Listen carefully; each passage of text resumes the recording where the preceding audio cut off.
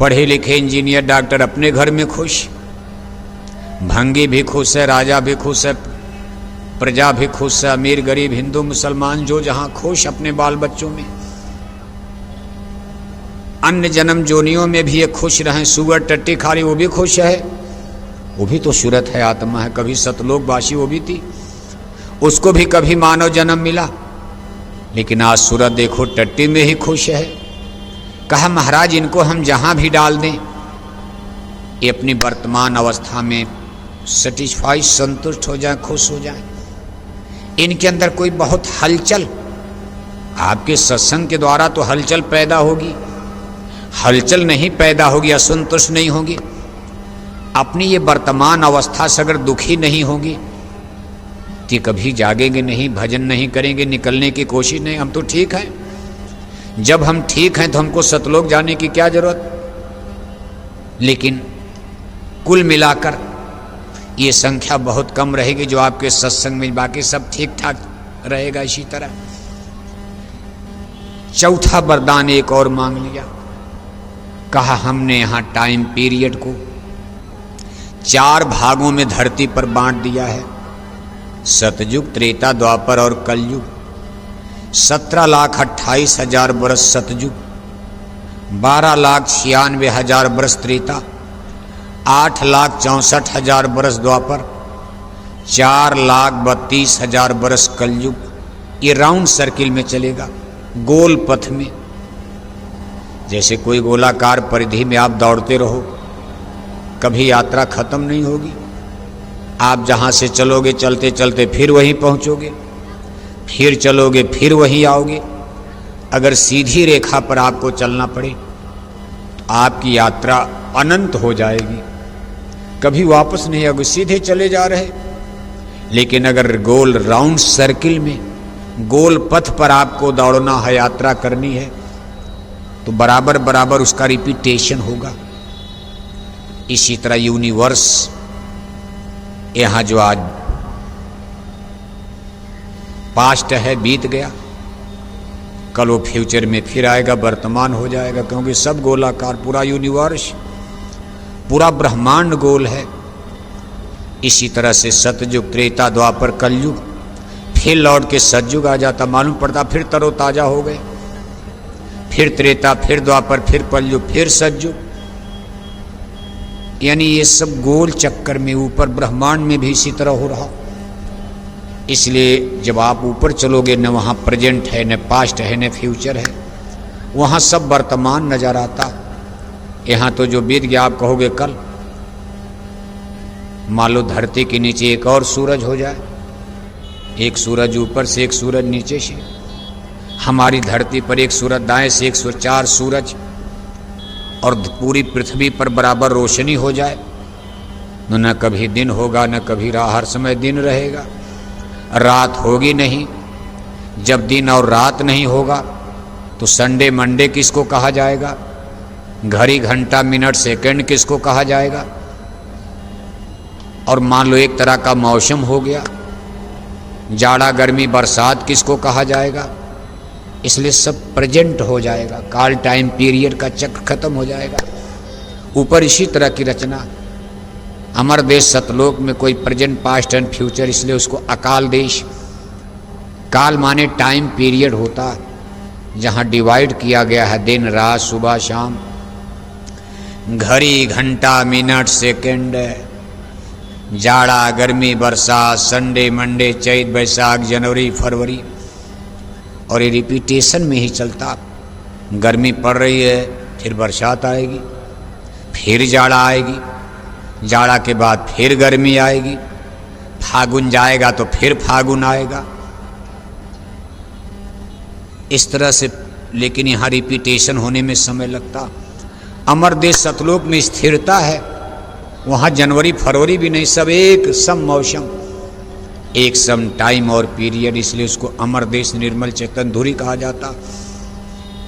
कहा महाराज हमको आप एक वरदान दे दीजिए, ये जो हमने 4 युग बांटा है, सतयुग, त्रेता, द्वापर, माही, तीनों युग जो थोड़े जाही, ये 3 युग हमको आप दे दीजिए। इस 3 युगों में हमारे अवतार जाएंगे, 3 युगों में हमारा काल धर्म चलेगा, हमारे काल मत का प्रचार किया जाएगा। हम सुरतों को भेजकर, आत्माओं को भेजकर, ऋषि मुनि पीर पैगंबर औलिया जोगी जति सब हमारा गुणगान करेंगे। काल मत। चौथा युग जब कलयुग आई तब हम आपन अंश पठाई। चौथा युग कलयुग में हमारा जोर नहीं रहेगा, वो आपके लिए रहेगा। किसके लिए? संत मत के लिए, दयाल मत के लिए।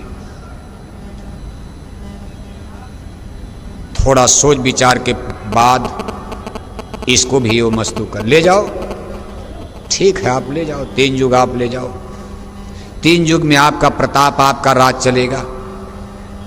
चौथे युग कलयुग हमारा जो सबसे कम टाइम और सबसे खराब युग कलयुग जो है संतों के हवाले हो गया। कहा सतयुग त्रेता द्वापर बीता, कोई न जानी शब्द की रीता। कलयुग में स्वामी दया बिचारी, प्रगट करके शब्द पुकारी। रहे तो हर समय संतों का आगमन तो हुआ, लेकिन 3 युगों में कानून के मुताबिक वो गुप्त रहे, सीक्रेट।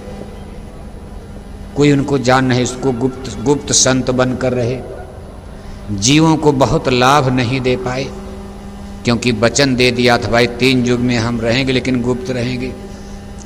चौथा युग जब कलयुग आएगा तो हम प्रकट होंगे। और देखो जब कलयुग लगा तो प्रकट हो रहे हैं। ये बड़ा ही रोचक इतिहास है, सुनाने के लिए तो हम लोग वेद भागवत सब।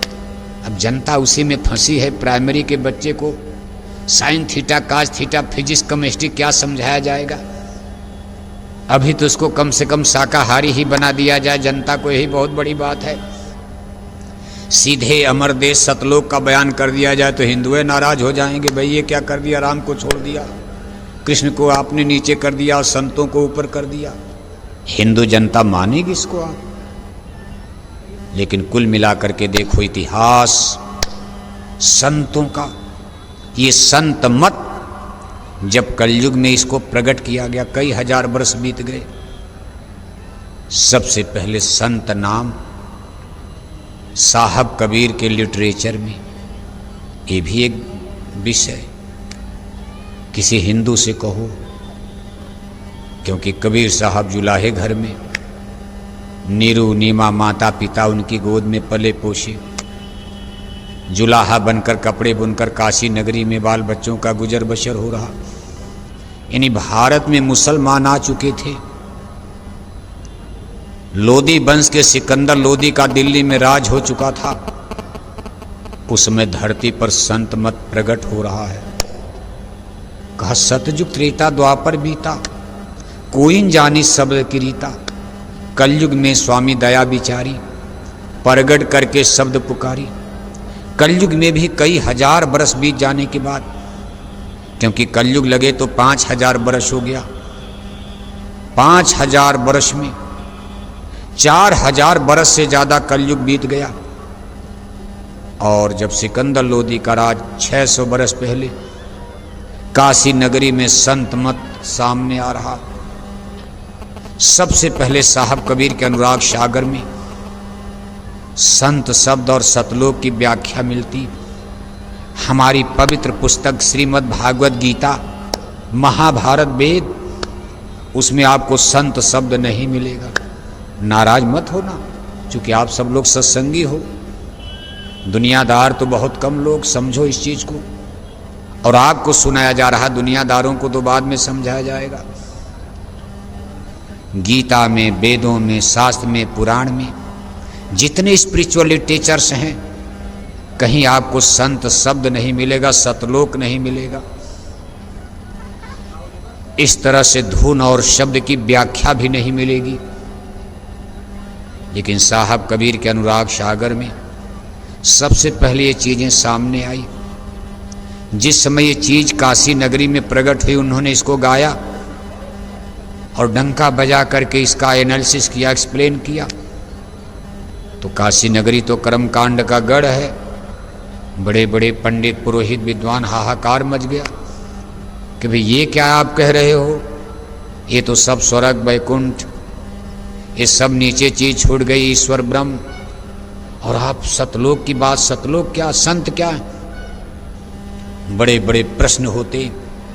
जीव बेचारे कुछ जान नहीं रहे थे, अब तक सब भूल चुके थे। किसी को कुछ पता ही नहीं था हम कौन, स्वर्ग वैकुंठ। बस जनता केवल इतने जानती थी, स्वर्ग और वैकुंठ। मोक्ष मुक्ति का मुकाम स्वर्ग और वैकुंठ मान लिया गया। और आज तक भी भारत की जनता इसी को मान करके अपना अंतिम स्थान मुकाम कि स्वर्ग और वैकुंठ में ही मुक्ति हो जाती, जन्म मरण छूट जाता। और एक परंपरा बन गई, कोई किसी के घर में कोई मरता, लोग जब उसको जला देते हैं, फूंक देते हैं, घर में आकर 10वां मनाते हैं। और जब 13 दिन में ब्रह्म होते रहे हिंदू लोग मनाते, पूरे गांव जवार में रिश्तेदारों को एक नोटिस सूचना कागज पर लिखकर भेज दी जाती कि हमारे पूजनीय दादाजी का स्वर्गवास हो गया। क्या हो गया? स्वर्गवास। आओ लड्डू पूड़ी खा के खुशी मनाओ। इन्हीं सब लोग स्वर्ग का ही गाना गाने लगे। ऐसे समय में संत मत प्रकट हो रहा कि ना ना ना, स्वर्ग वैकुंठ में मुक्ति मोक्ष नहीं है, ये तो बहुत नीचे का पद है। पुण्य छेड़े मृत्यु लोके, पुण्य कर्म करके भी स्वर्ग जा सकते हो, लेकिन जब पुण्य खत्म होगा तो मृत्यु लोक में जन्म मरण में आओगे। मोक्ष मुक्ति का परम पद संतों के पास है। संत मत जो आदि और अंत को दर्शाता है। मुक्ति और मोक्ष का पद अमर देश सतलोक है, बहुत ऊंचे है स्वर्ग वैकुंठ से। लाजमी था, संघर्ष होगा, झगड़ा होगा, क्रांति हो गई। काशी नगरी में हिंदू मुसलमान विरोधी दोनों लोग थे। पंडित पुरोहित मुल्ला मौलवी साहब कबीर के प्राणों के पीछे पड़ गए। सिकंदर लोदी से शिकायत की गई। सिकंदर लोदी जौनपुर और काशी के दौरे पर आए। मुसलमान बादशाह थे, शिकायत की गई। हिंदुओं ने शिकायत किया तो सिकंदर लोदी ने कम ध्यान दिया। कभी ये साहब कबीर हैं, ये महात्मा फकीर हैं, वो हिंदुओं का बड़ा अपमान करते हैं। कहा साधो पाड़े निपुण कसाई, सब कबीर साहब का बयान उस समय आ रहा, स्टेटमेंट आ रहा। बताओ आप उस जमाने में इतना क्रांतिकारी शब्द का उच्चारण, साधो पाड़े निपुण कसाई। अरे कहा साधो, ये ब्राह्मण भी कसाई बन गए, मांस खा रहे हैं। 600 बरस पहले काशी नगरी में जो पंडा पुजारियों का गढ़ है, वहाँ साहब कबीर की वाणी देखो कितनी क्रांतिकारी है। कहा साधो पाड़े निपुण कसाई। तिलक लगाते हैं, चंदन लगाते हैं, शाम को बकरी मुर्गी मारते हैं। ये तो कसाई का काम करे, क्या मुक्ति और ये क्या पूजा धर्म कर्म जानेंगे। फिर कह रहे हैं कि पंडित बाद बदनते झूठा। अरे काहे पंडित लोग झूठ बोल रहे, बदनते झूठा माने झूठ बोलते। क्या झूठ बोल रहे?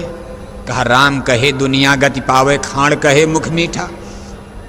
काहे कहते राम राम बोलो मुक्ति मिल जाएगी, हम खाण खाण मिठाई मिठाई मिठाई मिठाई, चीनी चीनी करें तो क्या हमारा मुंह मीठा हो जाएगा। कहा पंडित बाद बदनते झूठा। राम कहे दुनिया गति पावे, खाण कहे मुख मीठा। अब ये सब बात देखो काशी में ब्राह्मणों के विरोध में जा रही है।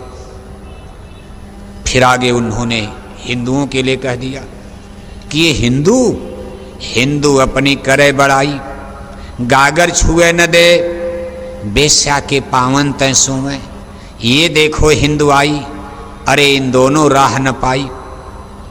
कहा ये हिंदू आदमी से घृणा करते हैं। जानवर में सबसे खराब कुत्ता होता। कुत्ता दिन भर टट्टी खाता। ये देखते हैं कि कुत्ता टट्टी खाकर इनकी थाली को, इनके लोटा को, गागर को चाट रहा है, फिर भी हिंदू लोग उस थाली को धोकर भोजन करते हैं। और एक इंसान और मनुष्य होकर इनकी थाली को छू दिया, गागर छू गई, ये हिंदू लोग उस गागर को फोड़ देते हैं। ये इतना कर्मकांड अंधविश्वास, ये कितने अज्ञानी हैं। कुत्ता टट्टी खा के थाली चाट लिया, भोजन करेंगे, और आदमी होकर थाली छू दिया तो थाली फेंक देंगे, घड़ा फोड़ देंगे। कहा हिंदू अपनी करे बड़ाई, गागर छुए न दे। बेश्या के पावन तय सोवा, ये देखो हिंदू आई। इन दोनों राह न पाई, दोनों माने हिंदू मुसलमान। इन दो लोगों का भारत में दबदबा आज भी है। हिंदू मुसलमान धर्म तो बहुत है, लेकिन दो लोग भारत में, काशी में, बनारस में प्रचुर मात्रा में, हिंदू और मुसलमान दो जना। मुसलमानों के लिए तो और खुलासा कर दिया, कहा कांकड़ पाथर जोड़ के मस्जिद लई बनाई और ताचड़ मुल्ला बांग दे का बहरा हुआ खुदाई। कहे कांकड़ पत्थर की मस्जिद बनाकर चिल्ला रहे अल्लाह अकबर, क्या तेरा खुदा बहरा हो गया है? चींटी के पग नूपुर बांधे सो भी साहब सुनता है। चींटी के पैरों में घंटी बांध दी जाए, घुघरू नहीं बांधा जा सकता। लेकिन साहब कबीर दावा कर रहे कि अगर चींटी के पैर में भी घुघरू घंटी बांध दिया जाए, वो भी खुदा भगवान ईश्वर परमात्मा सुन लेता है। हे मुसलमान, तू ये क्या चिल्लाता, खुदा को आवाज देता है? अब ये सब बातें देखो, सबको नागवार बुरा तो लगेगा ही। आज भी आप करो तो बुरा लगेगा। फिर क्या क्या कह डाला, कहा गंगा नहाए कवन नर तर गए, मेघवा न तरे जे के जल ही में घर है। बताओ, आज भी आप हिंदुओं के सामने कहो तो झगड़ा हो जाएगा। उस समय साहब कबीर कह रहे हैं 600 बरस पहले, कितना कर्मकांड, कितना आडंबर, कितना पाखंड, कितना जटिलता थी समाज में। कहा गंगा नहाए कवन नर तर गए, मेघवा न तरे जे के जल ही में घर है। कंठी के बांधे कवन नर तर गए, बैला न तरे जे के गला बीचे हर है। शंख बजाए कवन नर तर गए, गदहा न तरे जे के शंख यस गर है। कहा जो दयावंती वही नर नर है, जो दयालु है वही इंसान है, वही मनुष्य है। और दयावान मनुष्य ही परमात्मा को पाएगा। हिंसा हत्या करने वाला, पशु पक्षी मारने वाला कभी परमात्मा को नहीं पा सकता, भजन नहीं कर पाएगा, अपनी आत्मा का विकास नहीं कर पाएगा। ये मामूली शब्द नहीं था, जनता को चुभा। और जब सिकंदर लोदी काशी पहुंचे तो दोनों दिनों के पंडित पुरोहित, धर्मगुरु लोग, हिंदुओं के पंडित पुरोहित, मुसलमानों के मुल्ला मौलवी सिकंदर लोदी के दरबार में हाजिर होते।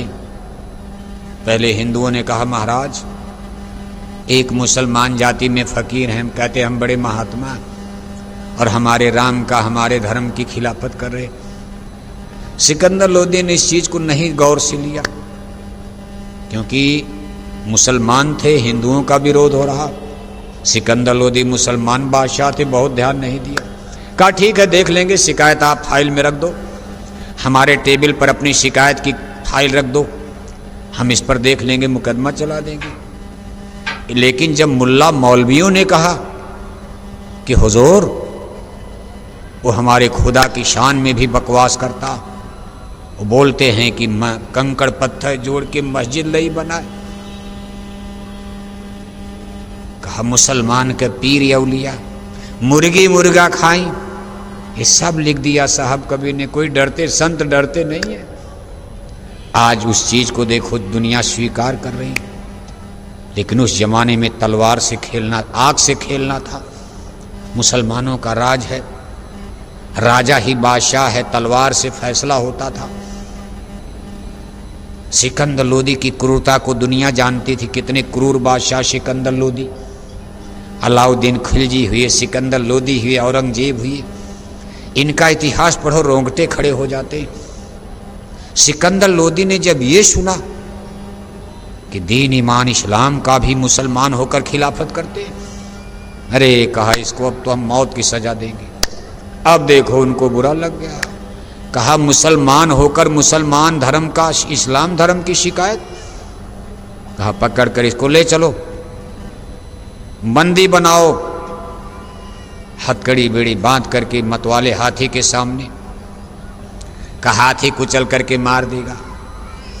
मतवाले हाथी को जहरीली शराब पिलाई गई कि नशे में हाथी मार डालेगा। जनता देख रही है तमाशा, और मतवाला हाथी आकर साहब कबीर के सामने बैठ जाता और अपने सूंड से उनकी तालू को चाटने लगता। ये सब कबीर पंथ में लोग गाते बजाते रहते हैं, लेकिन लोग ध्यान नहीं देते कि उसका मतलब कितना बड़ा रिवॉल्यूशन था। संतों महापुरुषों ने इस चीज को जनता को समझाने में अपना किस तरह से खून पसीना बहाया, सेक्रीफाइस और त्याग किया। जब हाथी बैठ गया, तालू चाटने लगा, सिकंदर लोदी देख रहा। अरे कहा भाई अब बताओ ये क्या हो गया? मेरा मतवाला सबसे खतरनाक हाथी, वो जाकर के इनके चरण को चाट रहा। लोगों ने कहा महाराज ये कोई जादूगरी भी जानते, थोड़ा बहुत जादू मार दिया हाथी पर, थोड़ी और कड़ी सजा दिया जाए। सिकंदर लोदी ने लोहे की जंजीरों में बंधवा कर नाव पर ले जाकर बीच गंगा की धार में फेंक दिया। गंगा नदी के बीचों बीच ले जाकर के नाव में और लोहे की जंजीरों में पूरे शरीर को बांधकर हाथ पैर सब, और गंगा की बीच धार में फेंक दिया गया। गंगा मैया की लहरें उठ रही। कबीर साहब धीरे धीरे किनारे, डूब नहीं रहे, किनारे की तरफ लहरों को ठोकर मारते मारते किनारे की तरफ, जैसे लहरें ही गंगा मैया उनको किनारे कर रही। और गंगा मैया के पानी की लहरों से लोहे की जंजीर कट गई।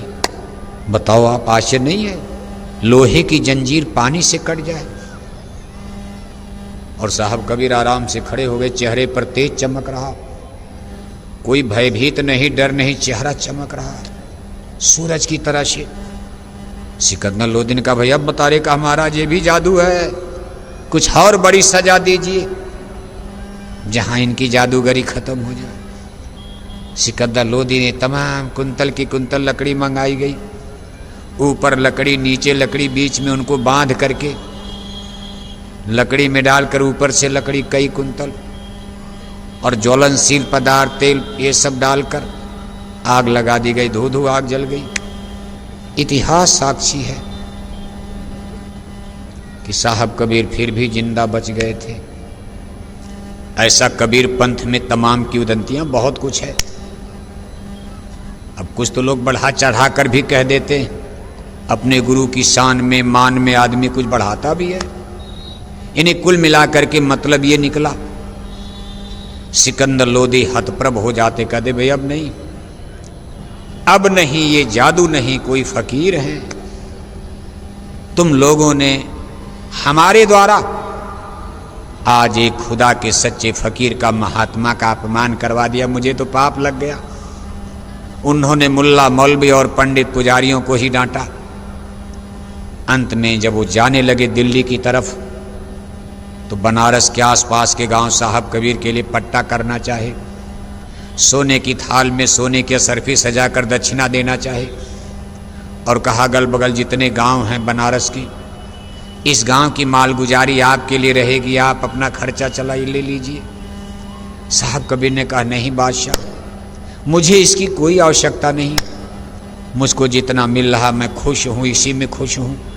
साहब उतना दीजिए, जामे कुटुंब समाए, मैं भी भूखा न रहूं, साधु न भूखा जाए।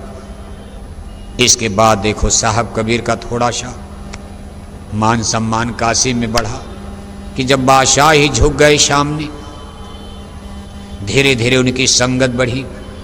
कुछ हिंदू राजा, छोटे मोटे हिंदू राजा, छोटे मोटे मुसलमान नवाब साहब कबीर के शिष्य बनना शुरू कर दिए। जैसे राजा, तमाम राजा महाराजा छोटे मोटे, जिसमें हिंदू भी थे मुसलमान भी थे। हिंदू ज़्यादा बने, मुसलमान बल्कि कम बने। जबकि साहब कबीर मुसलमान घर में परवरिश हो रही, जात के जुलाहा हैं, घर में कपड़ा बुना जा रहा है, धुनाई हो रही कपड़े की, लेकिन हिंदू ही ज़्यादा बने। जहाँ सूरज होगा, सूरज का प्रकाश कौन छिपा सकता? अपनी आंतरिक शक्ति के बल पर रूहों को खींचना शुरू किया, और धीरे धीरे संगत बढ़ी है। संगत को बढ़ाया, और फिर जब थोड़ा लोग जागरूक हुए, उनके परम शिष्यों में धर्मदास जी का नाम नंबर 1 पर आता। साहब कबीर जब वचन बोलते थे बाणियाँ, तब कागज कलम तो इतना था नहीं। भक्त लोग किसी तरह नोट करते हो तो गाते थे, केवल बैठ के लिखते नहीं, तो लिखते नहीं थे, वो भक्त ही उसको नोट करते थे। कहें कबीर सुनो धर्मदासा, धर्मदास को ही वो इंगित करते थे, कहें कबीर सुनो धर्मदासा। ये उनके परम शिष्य माने गए। और इसके बाद कुछ उनसे प्रश्न खड़े होते संत मत पर। जमाने के लिए, दुनिया के लिए नई चीज, नया ज्ञान आ रहा था। जरूर लोगों में कौतूहल था, भाई पूछा जाए कि महाराज ये संत, अब तक तो हम लोग ऋषि मुनि ज्ञानी ध्यानी पंडित पुरोहित पीर पैगंबर औलिया फकीर महात्मा जोगी जोगेश्वर, ये तमाम नाम हिंदू ग्रंथों में मुसलमानी किताबों में आता था। ये संत शब्द क्या होता? तो देखो महापुरुष उत्तर दे रहे हैं। संत किसको कहते हैं? संत कोई दाढ़ी बाल तिलक टीका का नाम नहीं।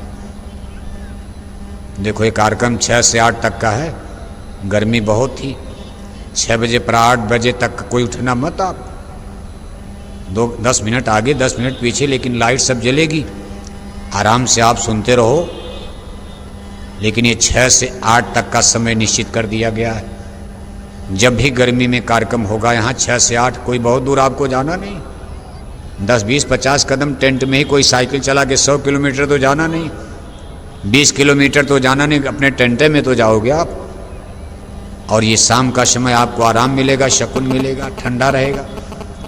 5 बजे तो इतनी गर्मी में आप बैठ ही नहीं पाओगे आप। इसलिए इत्मीनान के साथ, धीरज के साथ 8 बजे तक का निशाना बनाए रहो। इन्हें कि दिन डूबे तो भागना शुरू कर दिया। 8 बजे तक का टारगेट है, 6 बजे तो शुरू ही हुआ है। इसलिए देखो अब वो उत्तर दे रहे हैं, महापुरुष उत्तर दे रहे। कौन उत्तर दे? संत ही तो उत्तर देंगे, और कौन जानता था यहाँ? उत्तर दे रहे, भाई संत किसको कहते हैं? कहा संत नाम हम उसका गाया, सतलोक जिन सूरत पठाया। कहा भाई संत उस पुरुष को कहते, मनुष्य शरीर में है, मानव शरीर में पैदा हुए, प्रकट हुए, लेकिन उनकी स्पिरिचुअल पावर, उनकी आध्यात्मिक शक्ति और सत्ता इतनी सुपर है कि किसी भी सूरत को, किसी भी आत्मा को जब चाहे वो सतलोक पहुंचा सकते, कोई रोक टोक नहीं है। इतनी बड़ी उनकी ताकत है। पूजा करे न करे, कुछ न करे, अगर वो मौज कर लें, जो स्वामी चाहें तो छिन में चढ़ावें। शब्द खुलेगा गुरु मेहर से, सुन प्यारे तू कर भक्ति गुरु की मेहर। गुर की मौज रहो तुम धार, गुर की रजा संहारो यार। गुर राजी तो करता राजी, काल कर्म के चले न बाजी।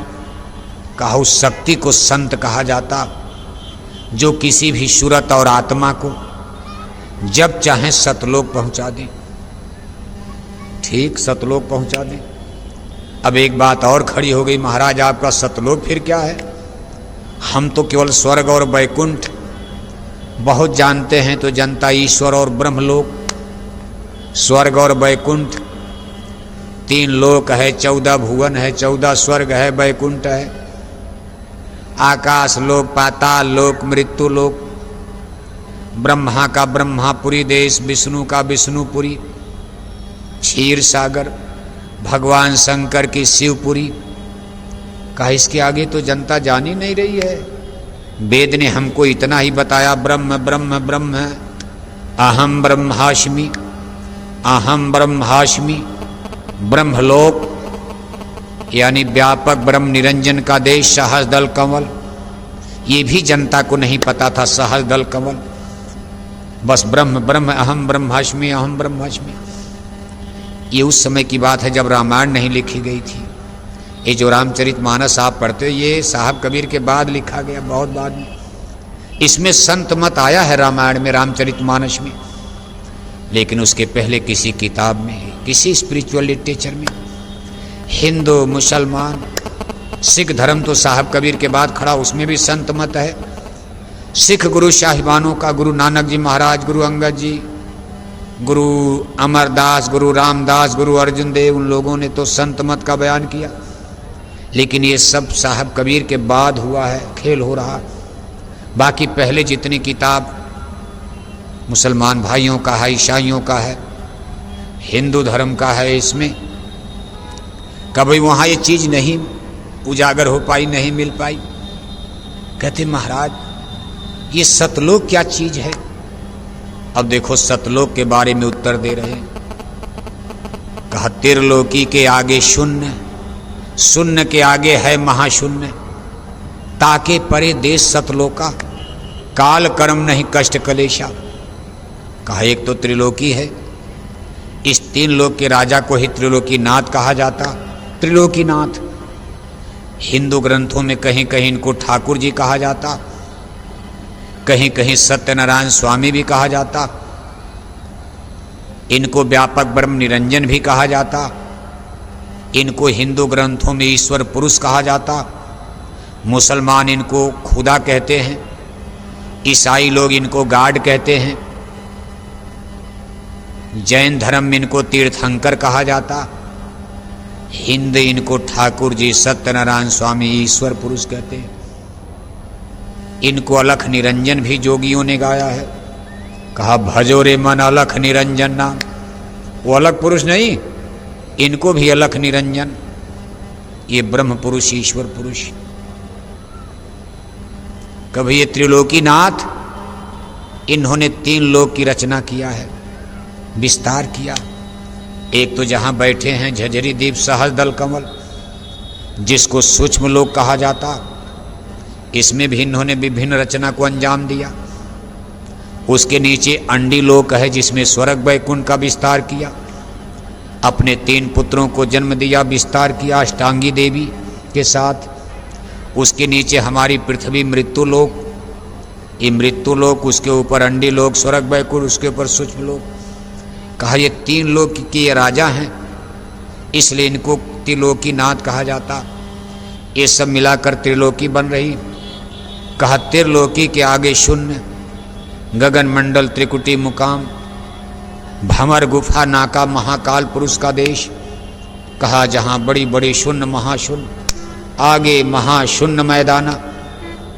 कभी ये सब पार करने के बाद ताके परे देश सतलोका, और वहां स्थिति क्या है? काल कर्म नहीं कष्ट कलेशा। कभी अमर देश सतलोक बहुत ऊंचाई पर है। अब बताओ स्वर्ग वैकुंठ कितना नीचे छूट गया, जिसमें जाकर हिंदू लोग मुक्ति खोज रहे हैं। हमारी धरती के ऊपर स्वर्ग वैकुंठ, उसके आगे सूक्ष्म देश सहज दल कमल, उसके ऊपर गगन मंडल त्रिकुटी मुकाम, उसके ऊपर ब्रह्म पार ब्रह्म का देश, उसके ऊपर महाकाल पुरुष का देश भंवर गुफा नाका।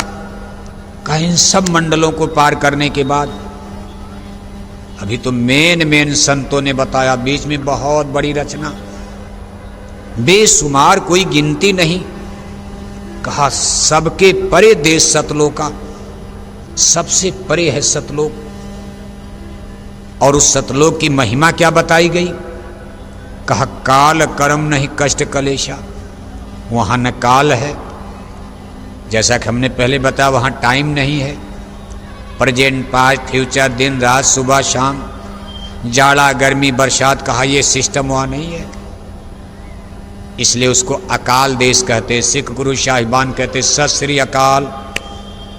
आप सिखों से मिलोगे उनका सत श्री अकाल वाहे गुरु, सत श्री अकाल वाहे गुरु। यानी वो अकाल देश, वहाँ टाइम पीरियड है ही नहीं।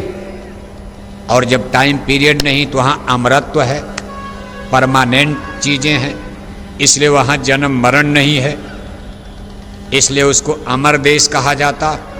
जितनी चीज़ें वहाँ अमर हैं, वो मरती नहीं, मिटती नहीं, कटती नहीं, पिटती नहीं। यहाँ तो मरेंगे, मिटेंगे, कटेंगे, पिटेंगे, सूरज चंदा तारे सब यहाँ प्रलय महाप्रलय में विलीन हो जाएंगी। लेकिन महाप्रलय वहाँ जाती नहीं, भंवर गुफा नाका तक ठहर जाती।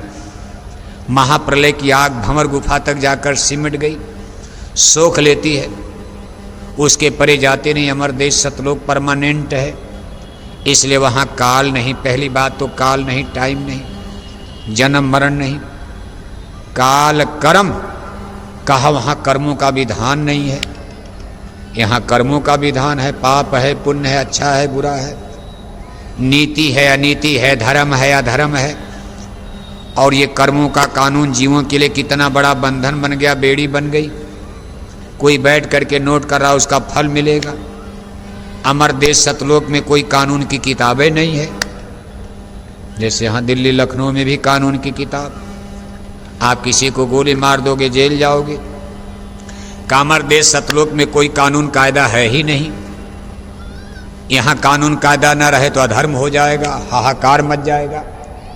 कोई किसी को पहचानेगा नहीं, मारेंगे, काटेंगे। कोई बहन बेटी नहीं पहचानेगा।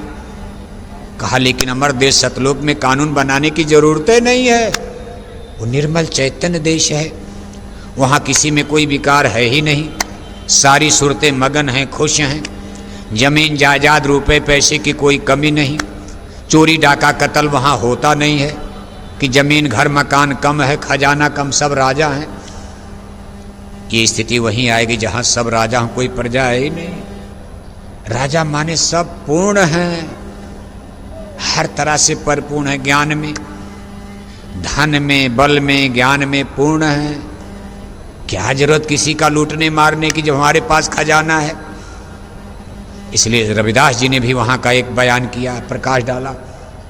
कहा बेगमपुरा शहर है नाऊ, महल अनूप बनाते ठाऊं। पंचम किला तख्त सुल्तानी, बीन मनोहर बजती बानी। नहीं कोई रंक नहीं कोई राजा, जैसे सब वैसे रविदासा। कहते भाई वो बेगमपुरा, बेगम माने रानी होता। जैसे हिंदुओं के यहाँ रानियाँ होती, ऐसे मुसलमान बादशाहों के यहाँ रानियों को बेगम कहा जाता। कभी अमर देश सतलोक में सारी सूरतें बेगम हो जाती। यहाँ आप अमीर हो, गरीब हो, राजा हो, प्रजा हो, ब्राह्मण हो, क्षत्रिय हो, यादव हो, हरिजन हो, शेड्यूल हो, बैकवर्ड हो, फॉरवर्ड हो।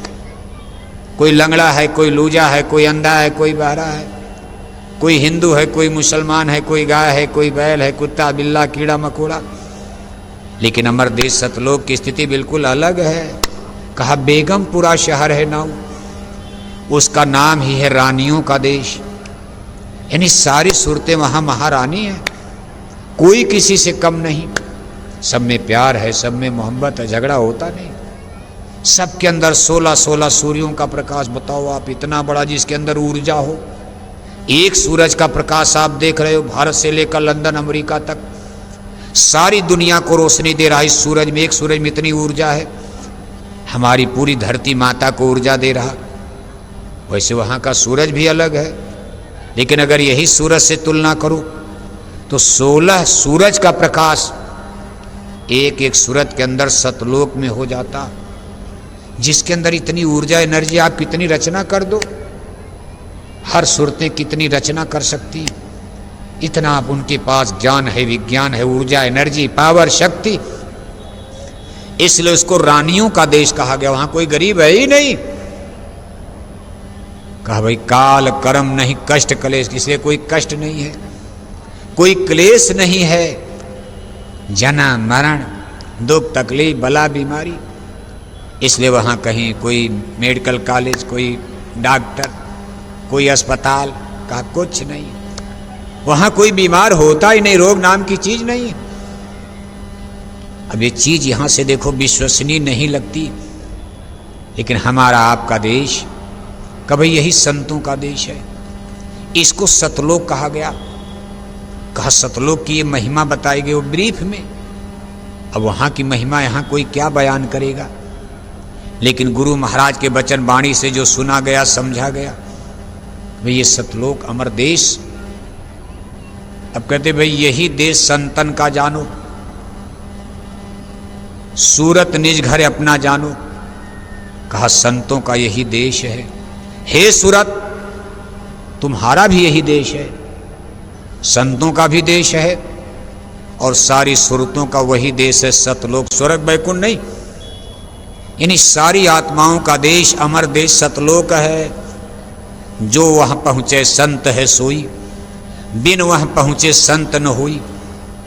कहा जो लोग वहां आते और जाते उनको संत कहा जाता। आदि और अंत का भेद जान गए, आदि भी जान गए, अंत भी जान गए।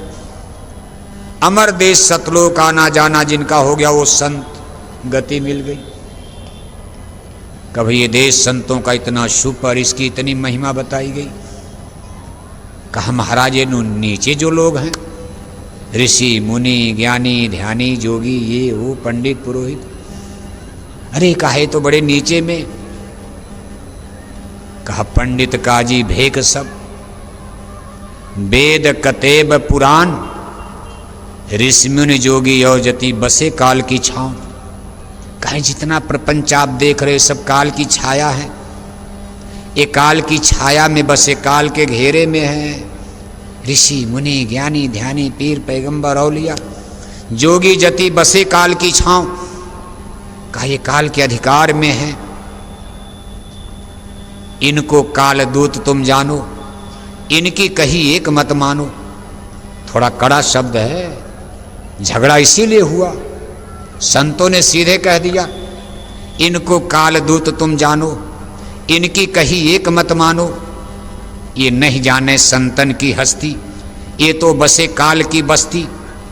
काहे काल के गांव में रहते हैं, काल के घर में रहते हैं, काल के इलाके में रहते हैं, एक काल नगर में रहते हैं, एक काल की परिधि में ही चक्कर लगाते हैं।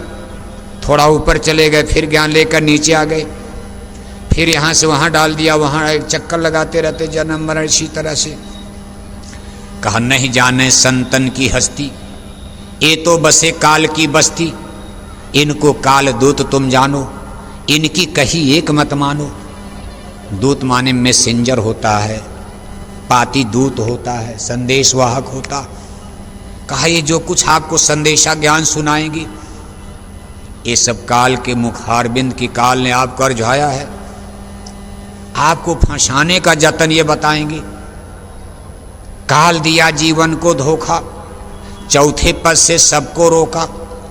काल ने जीवों को धोखा दे दिया है और अपने तमाम दूतों को संदेशवाहकों को भेजकर ज्ञानी बनाता है, विज्ञानी बनाता है। उन्हीं क्षण बम परमाणु बम बनवा देगा, उन्हीं से इंटरनेट कंप्यूटर मोबाइल बनवा देगा। ये सब काल का खेल है। माया को हुक्म दिया जाता है क्या आप मृत्यु लोक की मंडी बाजार को सजा दो, संत उतरने वाले हैं। इतनी दुनिया दिल्ली लखनऊ बंबई कलकत्ता सजा दो, संत चिल्लाते रह जाएं सत्संग में।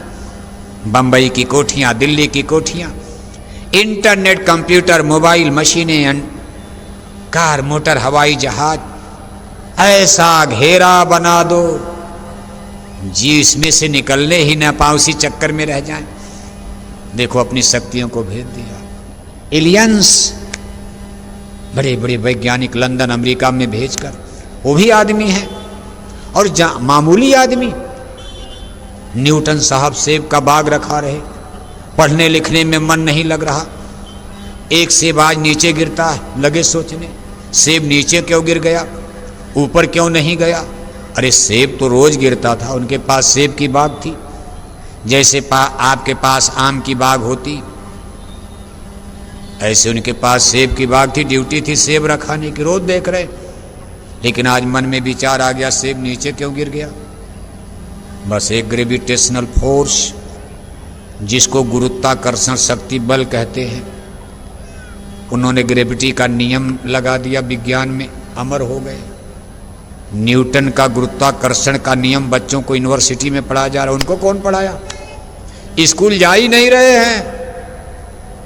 ये सब काल माया का खेल हो गया कि संत उतरने वाले जल्दी करो, नहीं तो ये सब जीव अगर रोटी कपड़ा मकान रूखे फीके रहेंगे, कहेंगे भगो यहाँ से गुरु जी का संदेश है, सतलोक चलो। इसलिए इनको खाने पीने का बढ़िया बढ़िया कपड़ा, बढ़िया बढ़िया भोजन, कार मोटर हवाई जहाज से उड़ने लगेंगे, संत चिल्लाते रह जाएंगे। ये अंग्रेजी पढ़ करके सूट बूट टाई कोट बंदूक राइफल टांग कर IGD IG बन जाएंगे। अहंकार में इनका समय 10-20 साल का पूरा, तब तक कोरोना में मर जाएंगे, इनको हम नरकों में डाल देंगे। ये सब माया का खेल हो गया, संतों के आने के पहले बखेड़ा हो गया। विज्ञान जगत ने अगड़ाई ले लिया। और आश्चर्य की बात है कि सब लंदन यूरोप और अमेरिका में उतार दिए गए, जो भोगवादी देश है। भारत में विज्ञान प्रगति करता तो यहाँ कुछ अध्यात्मवाद जरूर लोगों में विचार बनता। लेकिन यूरोप अमेरिका तो भोग भूमि है। वहाँ वैज्ञानिकों ने खुलेआम कह दिया God is nothing, there is no existence of God, religion, relation, marriage and God are the poison for the society. Communist विचारधारा ही पैदा हो गई। कहा कुछ नहीं, धर्म कर्म सब बकवास, खाओ पियो मौज उड़ाओ, only one life theory, theory of only one life, एक जीवन का सिद्धांत बना दिया। कहा हम एक बार जन्म लेते हैं, कई बार मरना, दोबारा जन्म नहीं, दोबारा मरण नहीं। और आज ये चीज भारत में भी नजर आने लगी। भारत में भी वो जहरीले कीड़े, आज यूनिवर्सिटी कॉलेज के माध्यम से साइंस विज्ञान जहां पढ़ाया जा रहा, आपके घर तक के जहरीले कीड़े भौतिकवाद के घुस रहे हैं। इसलिए आपका भी मन सत्संग में नहीं लगता, भजन में तो बिल्कुल नहीं लगता। किसी तरह 2-4 मिनट माला कर लेते हो, वो भी ध्यान आपका कहीं और भटकता रहता। पैसा में कोठी बनाना, दुकान बनाना, फैक्ट्री लगाना, कारखाना लगाना। जब सत्संगियों का इतना बुरा हाल हो रहा, जिनको 30-30 बरस सतलोक तक का कथा गाना सुनने का अवसर मिला, तो जो दुनियादार हैं, जिनको गुरु महाराज का दर्शन नहीं मिला, जिनको पूज्य महाराज जी का दर्शन अभी तक नहीं मिला, उनके सत्संग वचन जिन्होंने अभी नहीं सुने, उन लोगों का माया क्या बुरा हाल करते होगी, विचार करो आप। ये सब देखो, माया महा ठगनी, हम जानी ठगनी ने जाल फैला दिया। जैसे बहेलिया शिकारी किस्म किस्म के दाने छींट कर और ऊपर से जाल बिछाकर चिड़िया पक्षी को फंसा लेता जाल में, ऐसे माया महा ठगनी हम जानी, सब जाल बना दिया। फंसो, दाना चुगने के चक्कर में जीव फंस गए। 1-2 बंधन, कितना बंधन बना दिया। कहा बंधे तुम गाढ़े बंधनान, फंसे तुम गाढ़े बंधनान। पहला बंधन पड़ा देह का, दूसर तिरिया जान, तीसर बंधन पुत्र का जानो, चौथा नाती मान, और नाती के फिर नाती होवें तो फिर कहिए कौन ठिकान। चौड़र पचलर 17 रसरी, बांध लिया तुम बहुबे तान। सुख संपदा और हाट हवेली, आय बिछाया बहुबी जाल। और मरे बिना तुम छोड़त नाही, जीते भर देते नहीं कान। संत सदगुरु बहु समझावें, उनकी बातें एक न मान। कैसे मुक्ति बने तुम्हारी, अब भरमो 84 खान। अगर ये लोभ और मोह के बंधन ढीले नहीं पड़े, अगर इसी तरह माया की झूठी मंडी बाजार में दुनिया के झूठे सामान पदार्थ, इसमें हमारा लोभ और मोह लगा रह गया, तो मोह सकल व्याधिन कर मूला। जह आशा तह बाशा, इसी पर पुनर्जन्म होगा, फिर जन्म होगा, फिर मरण होगा, फिर जन्मना, फिर मरना। इसलिए गुरु महाराज कहते थे भाई लोभ और मोह की गिल्टी को गलाओ, लोभ और मोह की गिल्टी को गल जाने दो। गाय खूंटे में बंधी है, खूंटे से बंधी है, मोटी रस्सी है, कहाँ भाग के जाएगी। लेकिन खूंटा टूट गया, रस्सी फट गई, गाय जहां चाहे भाग सकती। बंधे तुम गाढ़े बंधनान, ऐसे माया के बंधन में आप बांधे गए हो और बंधते ही जा रहे हो, बंध गए। कितना आपने प्रपंच फैला दिया। संत सावधान कर रहे हैं कि रे मन समझ के लाद लदनिया, समझ के बोझा ला दो, क्योंकि जिस दिन छोड़ना होगा बड़ा दर्द होगा। नहीं छोड़ पाओगे, उसी में मौत हो जाएगी। और जिन चीज़ों से ज़्यादा लगाव है, जहाँ ज़्यादा प्यार है, जहाँ ज़्यादा प्रीति कर दिया, मरते समय तब तक शरीर छूट गया उसकी याद आएगी और वहीं फिर पुनर्जन्म हो जाएगा। कर्मों के चक्र में आप झूल जाओगे। और जब ऊपर के लिए कुछ किया ही नहीं, ऊपर के लिए किसको चिंता है। कहा पाए न जे परलोक सवारा, लोग तो सब बना रहे, परलोक को बनाने की किसी को चिंता है। यहाँ रोज कोठी बन रही, यहाँ भी घर, वहाँ भी घर, वहाँ भी घर, बढ़िया कपड़े, बढ़िया भोजन, सब शरीर की रक्षा का काम। लेकिन परलोक में अपना कोई घर बनाया, कहाँ रहोगे आप।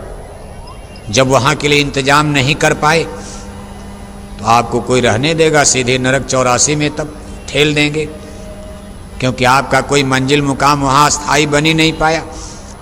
इसलिए महापुरुष कहते भाई मिली नरदेह या तुझको, बनाओ काम कुछ अपना, अपना काम बनाओ, पाए न जही परलोक सवारा, अपने परलोक को सजाओ, परलोक को संवारो। और परलोक में कोई अपना मंजिल मुकाम, वहां भी फ्लैट बुक करा लो। अरे परलोक में भी कोई कोठी मकान बनाओगे जहां आपको 10, 20, 50 साल रहना, जिस मथुरा में जहां आपके कुल 50 साल, 10 साल, और ये भी पता नहीं कितने दिन रहना, न जाने कहाँ मौत आएगी कब। वहां के लिए दिन रात घर मकान बना रहे हो, और जहां चल करके परमानेंट रहना है वहां के लिए आपने कोई घर मकान बनाया नहीं। महापुरुष कहते भाई अपने जीव पर कुछ दया पालो, 84 का फेर बचा लो। नहीं नरकन में अद्दुपयो, अगिन कुंड में छिन छिन दहियो, वही विपदा में कौन सहाई, सदगुरु संग किया ना भाई। कौन आपकी मदद करेगा? वहां आपका फ्लैट बुक करा देंगे, बना बना केवल बुक कराना, वहां कोई बनाना नहीं इस तरह से, बस बुकिंग हो जाएगी भाई, छोड़ कर आए फिर आपका हो जाएगा। कहा ये बुकिंग करने का अधिकार संतों को है। कोई मृत्यु लोक में दूसरा नहीं है पुरुष जो वहां आपका फ्लैट मकान बुक करवा दे, महल। लेकिन अगर सदगुरु मिल गए, उनको इतना बड़ा अधिकार है, हस्ती शक्ति है, उनकी हस्ती शक्ति को कोई समझ नहीं पाता। वो तुरंत आपका रजिस्ट्रेशन कर देंगे, आपके नंबर की बुकिंग हो जाएगी। जब इधर से चलोगे पासपोर्ट वीजा मिल जाएगा, आप अपने महल में आराम से चलो रहो। आप एक बड़ा सुंदर दृष्टांत आता, एक जंगल में एक महात्मा जी धूल मिट्टी में खेल रहे थे। अब महात्मा तो आप देखते हो कि कुछ समझ में आता क्या कर देंगे, अधनंगे होते, अधनंगे फकीर, बदन पर कपड़ा ही नहीं। अब उनको क्या लाज है? उनके अंदर न काम है, न क्रोध है, न लोभ है, न मोह है, न अहंकार है। इसलिए उनको ये शरीर उनको बिल्कुल मिथ्या नजर आती है, झंझट। ये शरीर उनको हाड़ मांस नजर आता, टट्टी पेशाब का खजाना नजर आता, घृणा हो जाती। लेकिन इसका महत्व इसीलिए भाई इससे हमको आपको काम करने का अवसर मिल जाएगा, आसान हो जाएगा।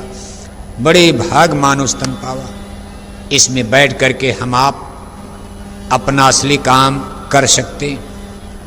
इतने उनका मतलब आता। इसलिए संत महात्मा इसको बहुत सजाते संवारते नहीं, बस काम चलाते रहो, इससे काम ले लो, मिला है तो।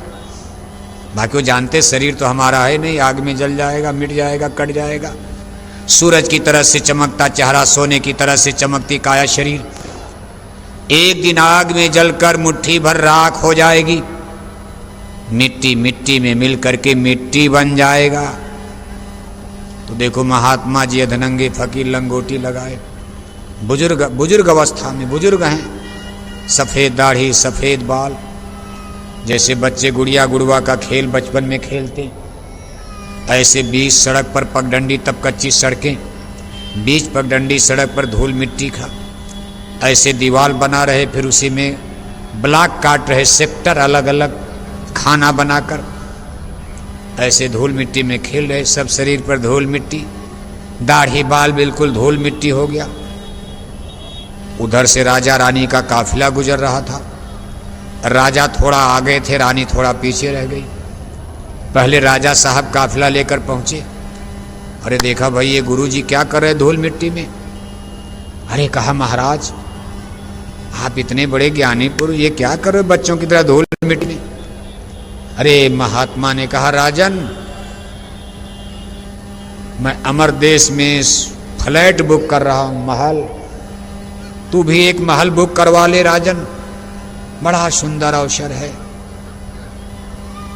इसका ये रेट है, इसका ये रेट है, इसका ये रेट है, एक महल तू भी बुक करवा ले, आज का मुहूर्त अच्छा है।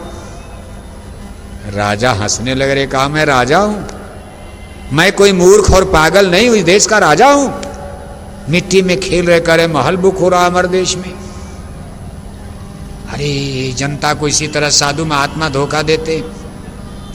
राजा ने कहा मैं आपके चक्कर में आने वाला नहीं हूं। महात्मा जी ने कहा राजा तू पछताएगा, संतों की बात ऐसे नहीं निकलती। राजा चले गए। थोड़ी देर के बाद रानी का काफिला पहुंचा। रानी ने भी रोका, कहा महाराज आप क्या कर रहे हैं? महात्मा जी ने वही उत्तर दिया कि देवी मैं अमर देश में आज महल बुक कर रहा हूं, इस महल का ये रेट, इसका ये रेट, इसका ये रेट। कहा ये तेरा राजा तो धोखा खा गया, नहीं बुक करा, तू बुक करा ले।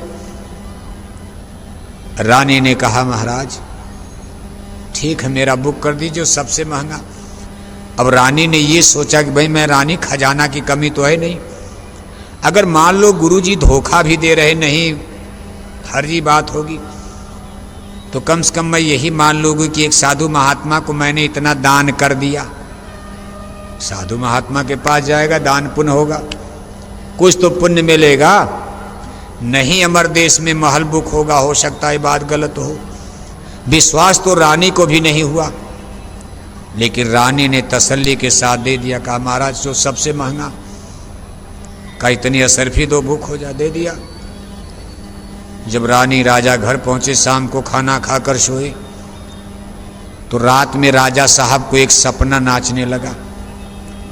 राजा साहब सपने में देख रहे हैं कि मैं मर गया, मेरी मृत्यु हो चुकी है, मेरा राजपाट मलट्टी फौज सब खत्म हो गई, मुझे सिपाही पकड़ कर ले गए, मुझे स्वर्ग बैकुंठ में छोड़ दिया गया, स्वर्ग बैकुंठ तो पहुंचा दिया गया, और मैं घूम रहा हूं, प्यास लगी है, भूख लगी है, किसी महल में घुस करके पानी पी लूं, खाना खा लूं, लेकिन जिस महल में राजा जा रहे हैं वहां सिपाही चौकीदार पहरा दे रहे हैं, और सब महल पर सबकी नेम प्लेट, जैसे हम मकान पर नंबर लगा रहता, नेम नाम लिखा रहता, ऐसे हल महल पर सबका नाम लिखा। राजा करे भाई कोई महल में है पानी पिला दो, तो महल से तो कोई निकला नहीं, उल्टे जो बाहर में सिपाही खड़े राजा को डांट के भगा देते, आगे बढ़ो, ये आपका महल नहीं है। सबसे आखिर में जब राजा पहुंचे तो बड़ा सुंदर महल जिस पर उनकी रानी का नाम लिखा हुआ था। राजा ने कहा चलो अंदर में मेरी रानी है, मैं राजा हूं, मेरी रानी का महल है, यहां कौन रोकेगा। जब उसमें घुसने लगे तो सिपाही वहां भी रोक दिए। राजा ने कहा भाई यहां क्यों रोक रहे, मेरी रानी का महल है, मेरी रानी अंदर है। सिपाहियों ने कहा महाराज ये मृत्यु लोक नहीं है, राजा रानी आप मृत्यु लोक में थे, हे महाराज ये स्वर्ग वैकुंठ लोक है, यहां राजा रानी का रिश्ता आपका खत्म हो चुका, जिसके नाम से महल बुक है वही इसमें रहेगा, आप अपना आगे देखिए। अब राजा बेचारे थक के चूर प्यास के मारे वहीं बैठ गए, लगे रोने। कहा जब मेरी रानी के महल में नहीं जाने दिया जा रहा, अब यहां मेरा गुजर बसर कहां होने वाला, कौन मुझको रोकेगा। राजा बैठ करके रोने लगते, तब तक उनकी नींद खुल गई, भोर हो गया। राजा जोर से बिस्तर पर चौंक करके उछल गए। रानी बगल में सो रही, तेरे कहा महाराज क्या हो गया, आप डर गए। अरे कहा नहीं नहीं डरा नहीं, बड़ा विचित्र सपना देखा। सपने की पूरी बात राजा ने बताई रानी को कि जंगल में महात्मा मिले थे, मुझसे कहे थे महल बुक करवा लो, ऐसा ऐसा फिर हो गया। रानी ने कहा महाराज सपना। फिर राजा साहब कहते लेकिन तुम्हारा महल तो मैंने वहां देखा था, तुम्हारे नाम का महल तो मैंने देखा। रानी ने कहा महाराज मैंने तो एक महल बुक करवा लिया था, मैंने पैसा दे करके बुक करवा लिया था। राजा ने कहा तो मेरा भी बुक करवा लेना चाहिए था, मान लो मैं धोखा खा गया, नहीं करवाया, तुमको मेरा भी करवाना चाहिए, मेरे हिस्से वाला पैसा, तुम्हारे पास खजाना तो था ही। रानी ने कहा महाराज मैंने महात्मा जी से कहा कि मेरे राजा साहब नहीं समझ पाए, महाराज गलती होगी, मेरे राजा का भी बुक कर दीजिए, मैं पैसा दे दूंगी। तो महात्मा जी ने कहा रानी ये बदले में नहीं चलता, तेरे राजा को गरज पड़ेगी आके खुद बुक करवाएगा। पति को अपना करना पड़ेगा, पत्नी को अपना करना पड़ेगा, भाई भाई करेगा, बाप अपना करेगा, बेटा अपना करेगा, भाई अपना करेगा, भाई अपना करेगा। हे रानी, सबके कर्म खाते अलग अलग हैं। तेरे राजा को गरज पड़ेगी, आएगा। अब राजा साहब भोर हो गई थी, तुरंत उठे। न हाथी, न घोड़ा, न रथ, नंगे पांव दौड़ पड़े महात्मा जी के आश्रम की तरफ जंगल में।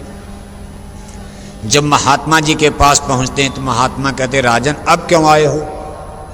अब क्यों आए? जब मैं कल कह रहा था बुक करा ले महाराज राजन, अब क्यों आए हो?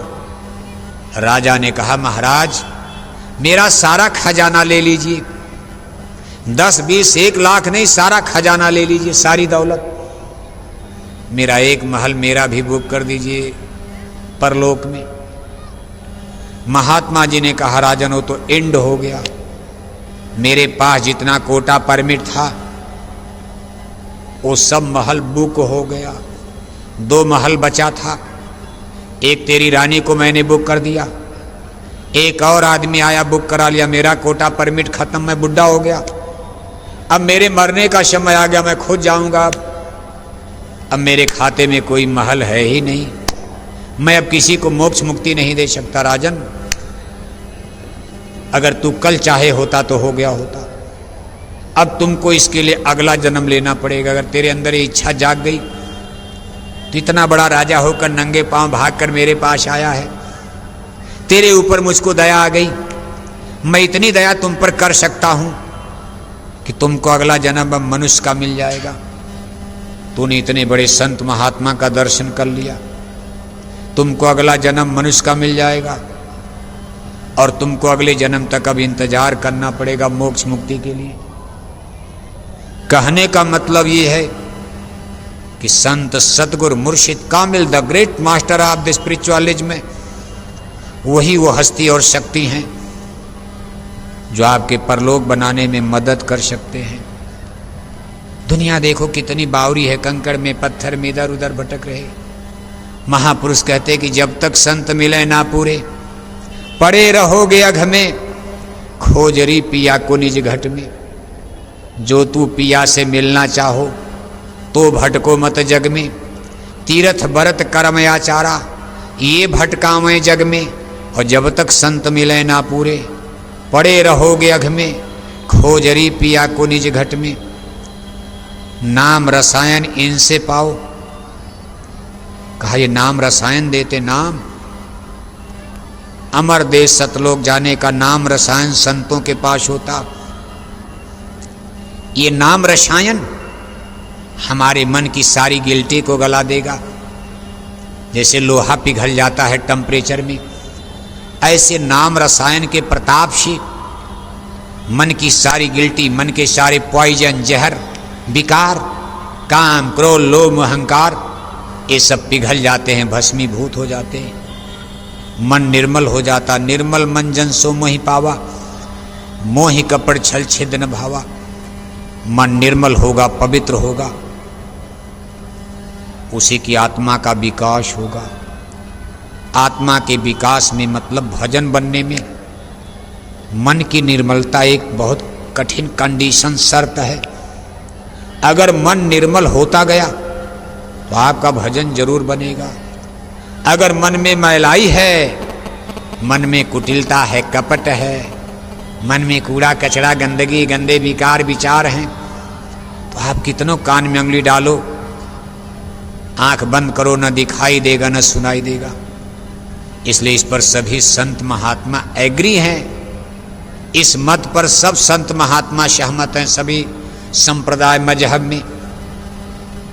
Good idea, good behaviour, good thinking, अच्छी सोच, अच्छा चिंतन, अच्छा विचार, अपनी आत्मा के विकास के लिए, आत्मा की उन्नति के लिए आध्यात्मिक कसरत, साधना, उपासना, अभ्यास, पूजा पाठ, भजन भक्ति करने के लिए अच्छाई की जरूरत है, बुराई की नहीं।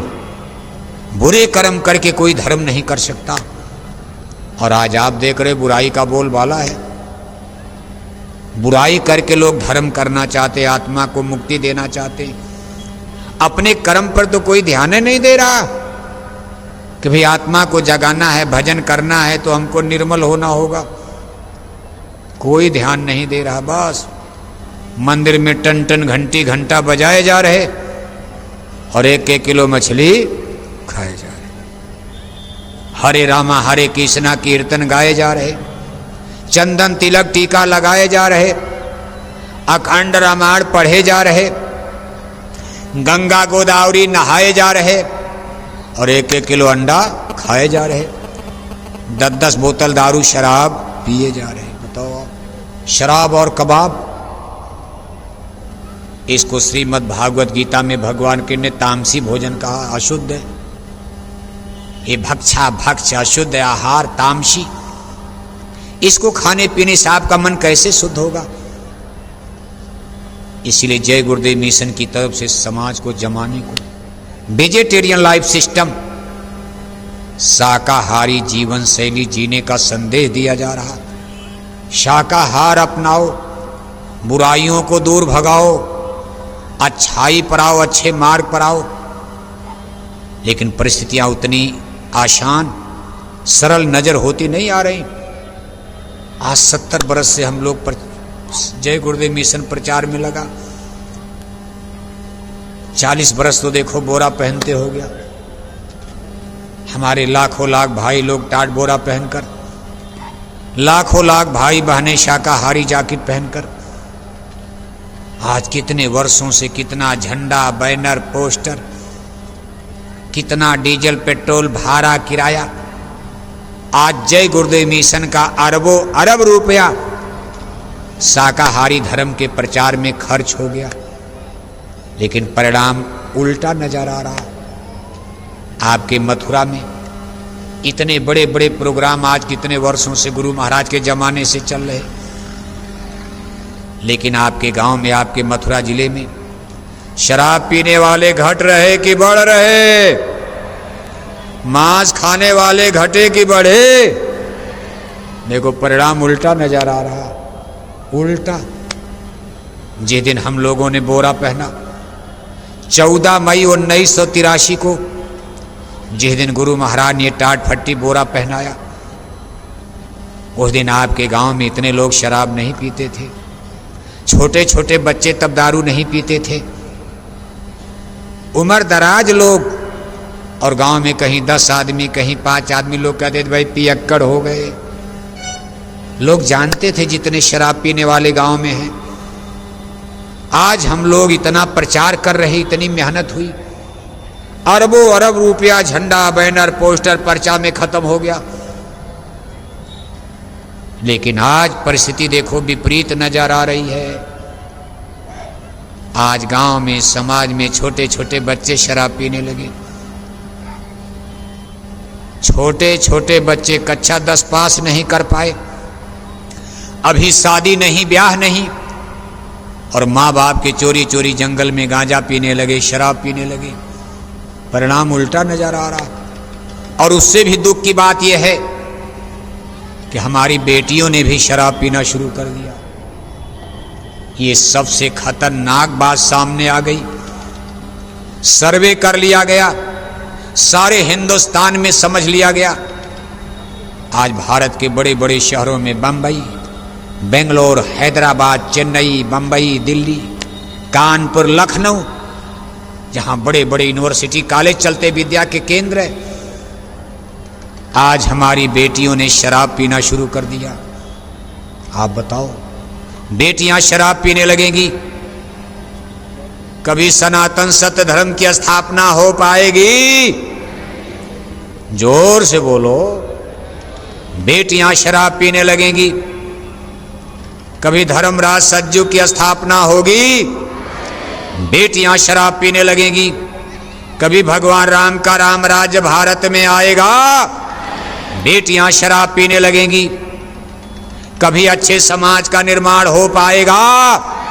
बेटियां शराब पीने लगेंगी, कभी करप्शन, बुराई, व्यभिचार, भ्रष्टाचार, दुराचार, पापाचार दूर होगा? नहीं। बेटियां शराब पीने लगेंगी, रामायण, गीता, वेद, भागवत की मर्यादा, महिमा बचेगी? नहीं। बेटियां शराब पीने लगेंगी, भगवान राम कृष्ण, साधु संतों का मान सम्मान बचने वाला है? नहीं। बेटियां शराब पीने लगेंगी, बूढ़े माँ बाप की इज्जत आबरू पगड़ी बचने वाली है नहीं। इतना बुरा दिन आ रहा है, आगाह किया जा रहा है। गुरु महाराज भी कहते थे नहीं मानोगे, पश्चाताप करोगे, धर्म जाएगा, कर्म चला गया, मानवता चली गई, मनुष्यता चली गई।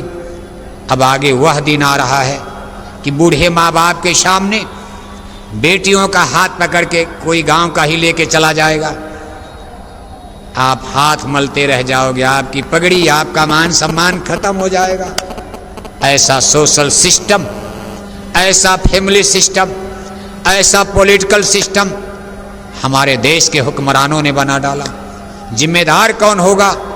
यूनिवर्सिटी में शराब की बोतल कहाँ से आ गई, इसका जवाब भारत में कौन देगा? यूनिवर्सिटी विद्या का केंद्र है, सबसे बड़ा ज्ञान का केंद्र यूनिवर्सिटी विश्वविद्यालय। वहाँ के हॉस्टलों में शराब की बोतलें मिल रही हैं। इसके लिए सरकारों को इंतजाम करना चाहिए था। आपने बेटियों को बंदूक पकड़ा दिया, पाकिस्तान की सीमा पर भेज रहे हो। हमारे करोड़ों बच्चे बेरोजगार होकर गांजा पी रहे हैं, शराब पी करके बर्बाद हो रहे हैं। आप पहले इनको मलट्टी मिले जाते, मलट्टी की कमी हो गई तो करोड़ों करोड़ों बच्चे बर्बाद हो गए। आपने इन बेटियों को जो अबला कही जाती हैं, इतनी चिलचिलाती गर्मी में, धूप में, हम इनको सड़कों पर देखते हैं ड्यूटी करते, कहीं टेबल के नीचे छिप रही गर्मी से परेशान है, कहीं छोटे से पेड़ के नीचे खड़ी हो जाती। आपने ये नहीं सोचा इसको कुदरत ने बनाया है, औरत और मर्द का बंटवारा कुदरत ने डिवाइडेशन किया है।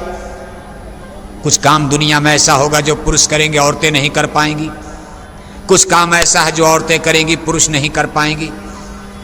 और आपको जो करना उसको किया नहीं, अनाप शनाप कानून बनाकर ये क्या कर डाला आपने। आज माँ बाप से दूर बेटियां कहाँ चली गई।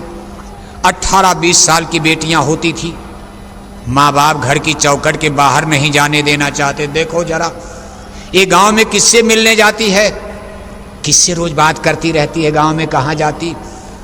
आज बेटियां 2000 किलोमीटर दूर, बेटियां 1000 किलोमीटर दूर, वहाँ माँ बाप नहीं, कोई रिश्तेदार नहीं, कोई भाई भतीजा नहीं, वहाँ कोई साधु नहीं। बेटियां जहाँ आपने भेजा उनके चारों तरफ कोई साधु सन्यासी नहीं है। जहाँ आज बेटियां खड़ी हैं वहाँ अगल बगल कोई साधु सन्यासी है? साधु सन्यासियों के बीच में बेटियों की इज्जत नहीं बच पाई। भारत के तमाम धर्म गुरु जेल में डाले जा रहे। सत्संग में, धार्मिक उपदेश में, जहाँ साधु संतों का जमावड़ा, साधु महात्मा, कतिपय ऋषि मुनि, वहाँ बेटियों की इज्जत नहीं बच पाई। आपने बेटियों को जहाँ भेजा है उनके अगल बगल कोई साधु सन्यासी नहीं है, इसलिए धर्म कलंकित होने जा रहा है। सती सावित्री, सीता, अनसुईया, गायत्री, पार्वती के देश में मातृशक्ति का इतना घोर अपमान आपने जो कर डाला, ईश्वर कभी माफ नहीं करेगा। इसलिए तैयार रहो, सजा मिलने जा रही। हे पार्थ, बढ़ता पाप जब जब, ग्लानि होती धर्म की, पड़ती जरूरत है मुझे निज कर्म लेकर कर्म की। ईश्वर इसका बदला चुकाता है जब जब होई धर्म की हानि। यदा यदा ही धर्मस्य ग्लानिर्भवति भारत, अभ्युत्थानमा धर्मस्य तदात्मानं सृजाम्यहम्, परित्राय साधूनां विनाशाय च दुष्कृतां, धर्म संस्थापनार्थाय संभवामि जुगे जुगे। एक भारत की नारी द्रौपदी का कुरु राजसभा में अपमान करने का प्रयास किया गया, सारे राजाओं का खून बह गया, धरती खून से लाल हो गई।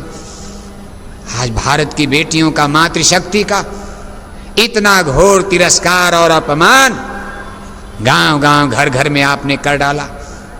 मामा भांजी को नहीं पहचान रहा, चाचा भतीजी को नहीं पहचान पा रहा, घर में भतीजा चाची को नहीं पहचान रहा, बाप बेटी को नहीं पहचान पा रहा, भाई बहन को नहीं पहचान रहा। आपने कैसा समाज बना डाला और दावा करते हो कि हम विकास कर रहे हैं, हमारे जहाज चंदा मामा पर जा रहे।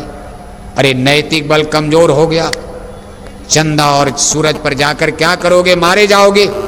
रावण के भी जहाज चंदा सूरज पर जाते थे, रावण की भी सोने की लंका बनी थी, रावण के पास भी जहाज, रॉकेट, सब कुछ था, मिसाइल थी।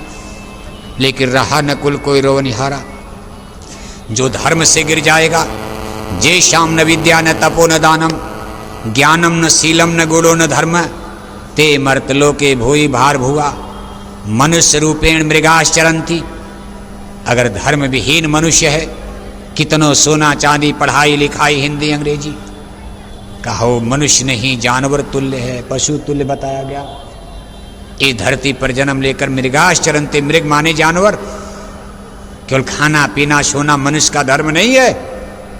आपको तो अपनी आत्मा का विकास करने के लिए मानव जन्म मिला।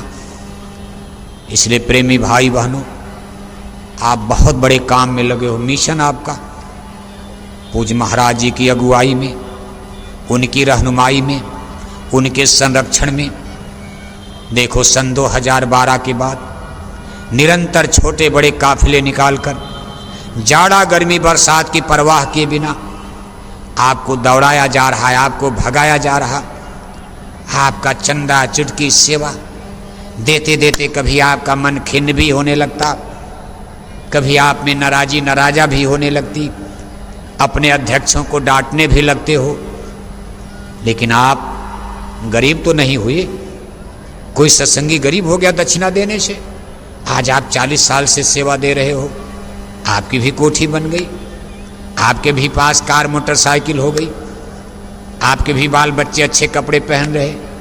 क्या आप गरीब हो गए? इसलिए सेवा देने में कभी हिचक मत किया करो।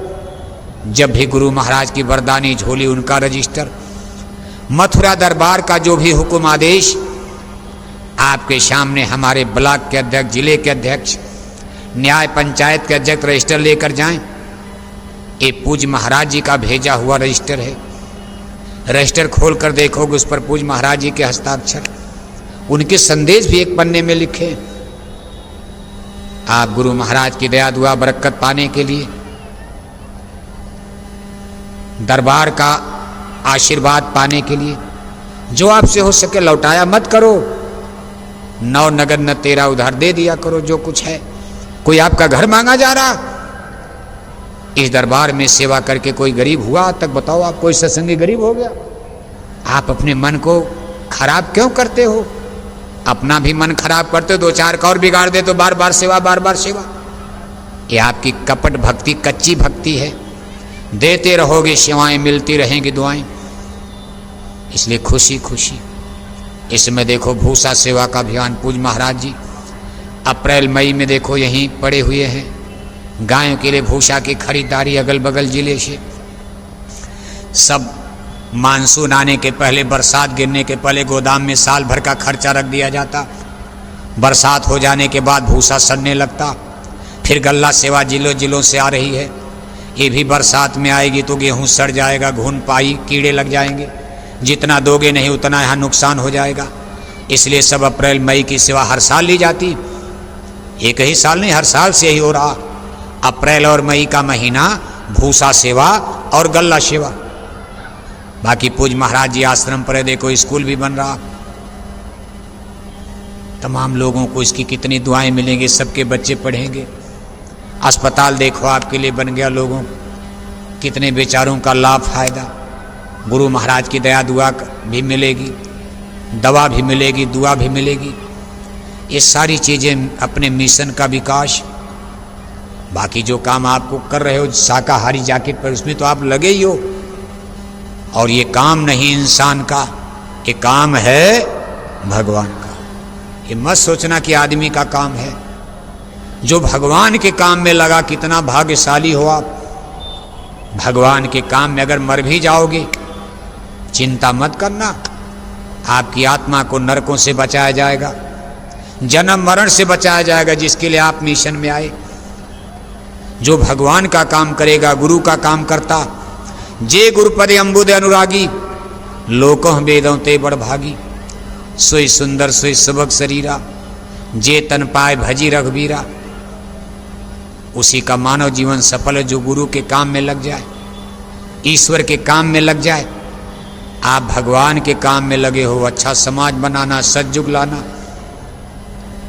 इसलिए इस काम में अगर आपका की मौत भी हो जाएगी, बहुत से प्रेमी मर गए, काम बना, कभी कभी आप देख तो सत्संग से जा रहे एक्सीडेंट हो गया, मर गए, गांव वाले रिश्तेदार ताना मारते सत्संग में गए थे, गुरुजी ने नहीं बचाया, सत्संग में गए थे।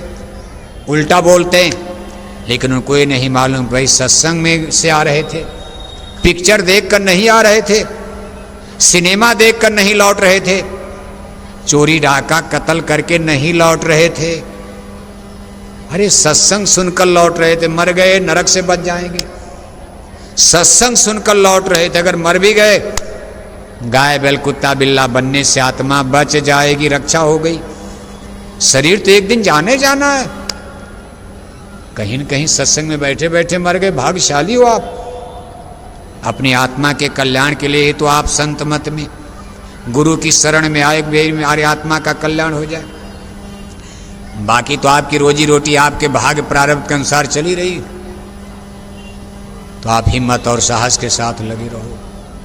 देखो आज ये पहला दिन है, निरंतर 5 दिन तक 21 मई को सायंकाल इसका समापन होगा।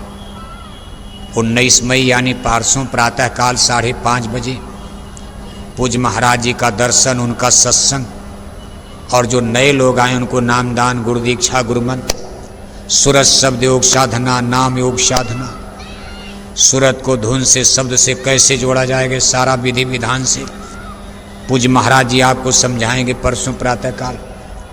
और कल रात्रि में करीब 9:30 बजे गुरु महाराज की पुण्यतिथि के अवसर पर मंदिर में प्रसाद पूजा होगी, प्रसाद प्रारंभ हो जाएगा। इसलिए इन सारी चीज़ों का लाभ फायदा लेने के लिए आप, थोड़ी गर्मी जरूर है, दाएं बाएं किसी तरह दोपहरी में बिता लिया करो, पेड़ पौधे देख करके इधर उधर। बाकी गुरु महाराज की दया पर छोड़ दो। आप कोई ऐसी जगह आए हो, ऐसा नहीं कि कोई आप खराब जगह, ऐसी जगह आए तपस्या करोगी, इसका आपको लाभ फायदा ही मिलेगा। और थोड़ा सेवा पर भी ध्यान, कहीं टेंट लग रहा, कहीं सफाई है, कहीं भंडारे में काम, उसमें भी आप करते रहना। बोलो जय गुरुदेव। देखो अब सेवा आपको देनी, रजिस्टर झोली आपके बीच में चल रहा, गायों के लिए रजिस्टर भी चल रहा है, और आज के सत्संग की सेवा झोली में डाली जा रही। सब लोग सेवा देना। और एक प्रार्थना, बस 2 मिनट और एक प्रार्थना चलते चलाते आप बोलो, फिर जब टेंट राउटी में जाना तो थोड़ा ध्यान भजन करना। प्रार्थना यहीं बोल लो और टेंट में जा कर के थोड़ा देर ध्यान, थोड़ा देर भजन कर लेना। इसीलिए तो आए हो आप।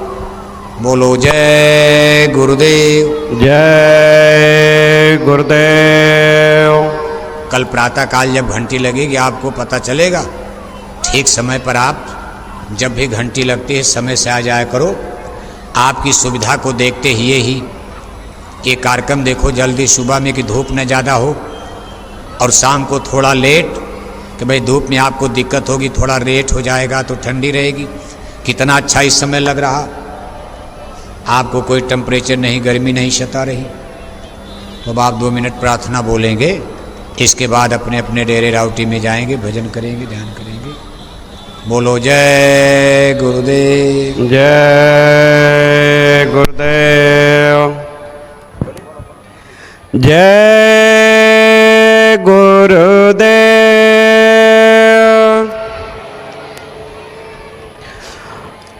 उद्धार करो गुरुदेव, तुम्हारी शरण पड़े।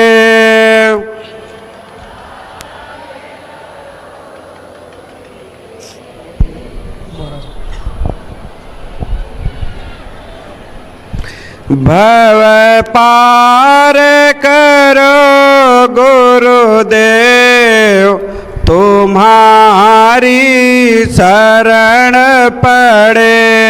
भव पार करो गुरुदेव, तुम्हारी शरण पड़े।